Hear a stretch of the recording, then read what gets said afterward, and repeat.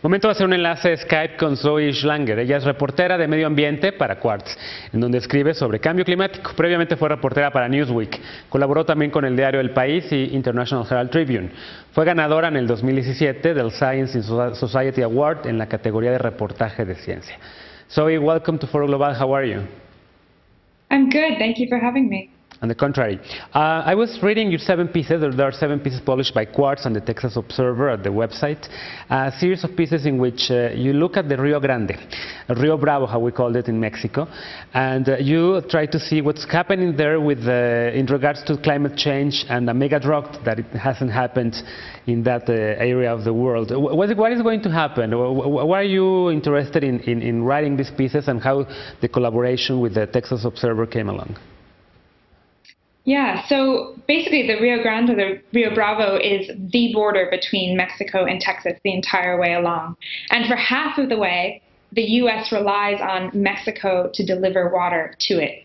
And the other half, Mexico relies on the U.S. So obviously it's a fascinating issue of water politics in all of the politics happening at the border. It's also one of the fastest warming regions in North America, and it's the fastest warming region on the U.S. side. And in terms of population, that area is booming. It is growing. It's set to double in population by 2060. So you have a lot of things going on. The Rio Grande, the Rio Bravo, is diminishing quickly. There's not enough water there to feed all of the new people who are coming to the area or all of the farming that's happening there. On the Mexican side, there's new fracking, hydraulic fracturing processes happening, opening up, using a lot of water. So you have a situation where this is a very popular region that won't be able to sustain its people for that much longer. And you also have this border politics happening at the same time. Mm-hmm. Is there collaboration between the two countries? I mean, let's talk also about the fact that Donald Trump is proposing to build a wall in there that could also affect this water politics and could also produce a major drought in the region. I don't know if it's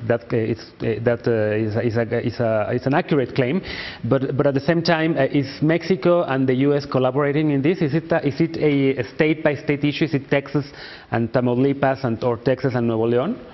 Or is it a federal government issues? Well, to go back to your remark about the border, the border is very much a water issue, on top of the fact that it's a massive issue in so many ways. Any wall that would be built has to be built along that river because it's the border.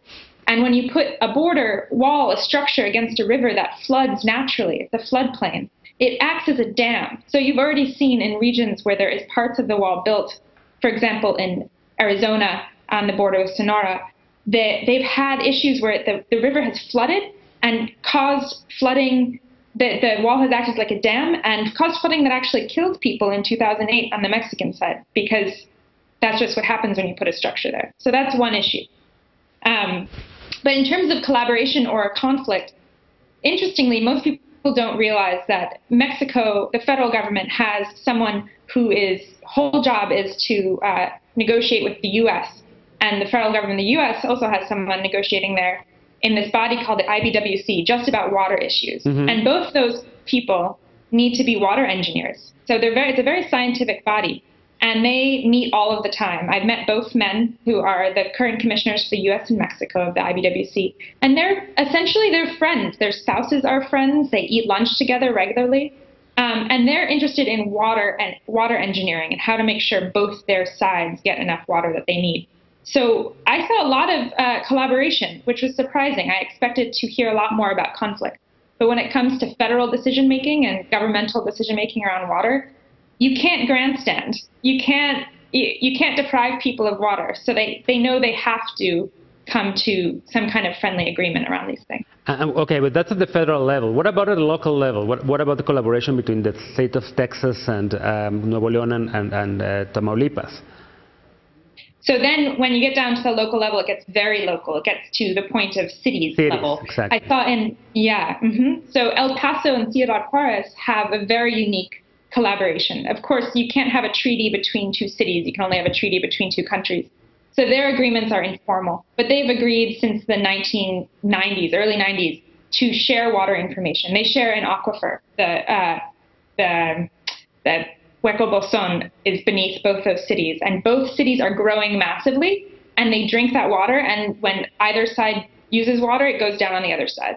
And so they came to this conclusion decades ago that they need to share water data, which is unheard of on a federal level. We don't share that much data between the US and Mexico on water. But those two cities collaborate, they share technology about how to treat water and how to best avoid. What was going to happen was that aquifer was going to be depleted. They knew it. The levels were dropping so fast, and so the fate of both those cities depended on them talking to each other. Well, that's great news. That gives us hope, especially in regards to having a president like Donald Trump who bashes Mexico all the time, and at the same time they're collaborating with Mexico. I read a book, and I told you about it, a book called The Next 100 Years, in which its author, Michael Friedman, claims that Mexico and the U.S. will go into war because of water issues. But then, after reading your piece and after hearing you, that doesn't seem likely. Yeah, it's conflict over water is very real and very important, and we know with climate change that water in this region, it's a very dry region already, it's getting drier. There is the possibility of mega drought, a drought that lasts longer than we've ever seen a drought last on the modern record. We know that's possible. Climate scientists say that's possible. So avoiding conflict at this point will require pretty basic science. We need to know more about how much water there will be in 20 years, in 60 years, in 100 years, and start planning diplomatically to start having these cooperative conversations now. You don't want to, what causes conflict essentially is ending up in an emergency situation without enough information and without enough preparedness. So yes, the book that sounded like a fascinating book, and I look forward to reading it. But I think on the whole, we've seen in the history of water conflicts that they arise, they become very hostile politically. People say nasty things to each other, and then they have to figure out a way to work it out. So I spoke to some people who think that if you look away too soon, everything looks like water conflict. But if you stay looking at the issue, countries eventually figure out how to collaborate. Excellent. Thank you very much for these minutes for Foro Global. I'm looking forward to speaking to you again very soon. Thank you. Thank you. Gracias a ti por habernos acompañado esta noche en Foro Global. Soy Genaro Lozano. Te invito para que continúes con mi compañero Eric Camacho en las noticias. Nos vemos mañana en punto de las 11 de la noche para una nueva emisión de Foro Global. Por lo pronto, buenas noches.